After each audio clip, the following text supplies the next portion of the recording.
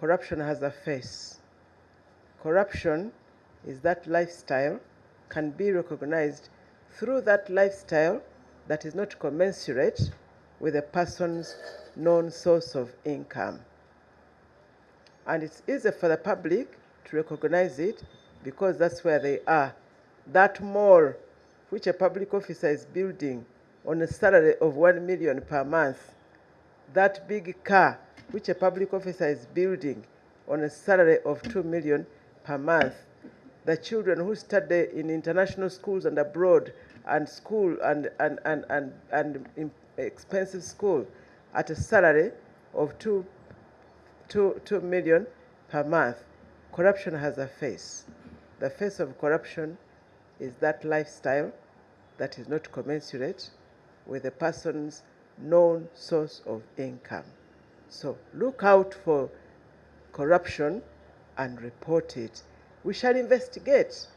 We are not going to fight wars of business or office or what. We investigate, but the public should do their part to give us information and also to say no to corruption and to stop glorifying corruption. Stop glorifying corruption by seeing a person who has become rich so quickly and you clap for them. Right, was it right? That all colleagues. Right.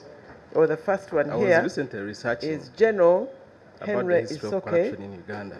General Henry Isoke And is the corruption head is not a problem of the yesterday. State House There was Anti-Corruption corruption even Unit. before colonialism. Next to him There was is corruption during Dr. colonialism Warren and Namara. post-colonialism. Dr. throughout the Namara years. is the head 60s, of the State House. 70s, 80s, 90s.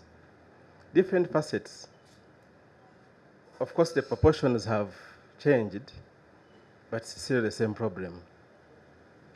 So I think that commemoration of the International Anti-Corruption Day gives us a time to reflect on where, as a country, where did we lose the ball? Because the problem we are talking about today is the culmination of several years, decades, possibly even centuries. And I think really as actors, we need to dig deep and know. Because there are events throughout the years where corruption grew astronomically in proportion that we need to interrogate and see and know where the problem is. About corruption, but there are about 22 crimes which generate proceeds which are laundered into the economy. We did a national risk assessment, and corruption came out as a #1 crime in Uganda, which generates proceeds which are then laundered in the economy. So what money laundering basically means is that criminals who commit different crimes, and as you may be aware, most of the crimes for money laundering are committed to amass wealth or funds or assets. Therefore, when a predicate offense called corruption has been committed, the main purpose of the criminals is to hide these corruption funds and place them in the financial system to appear as legitimate funds from businesses which don't exist. How does corruption manifest in public procurement? I would say in two ways. The bidders want to influence government officials to win tenders. And what that means, if the government official is compromised, then you are choosing a faulty contractor who may fail to deliver the intended services. Why is corruption still rampant when we have many anti-corruption agencies in place? First of all, you need to know what is corruption. Corruption is a monster.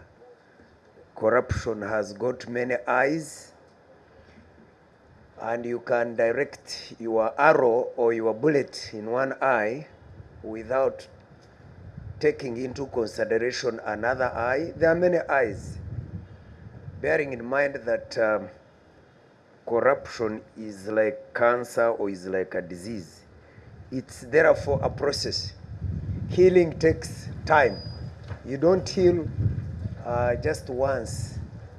It's a disease, so it's a process, it takes long. It's like you are talking of why we have so many hospitals in Uganda,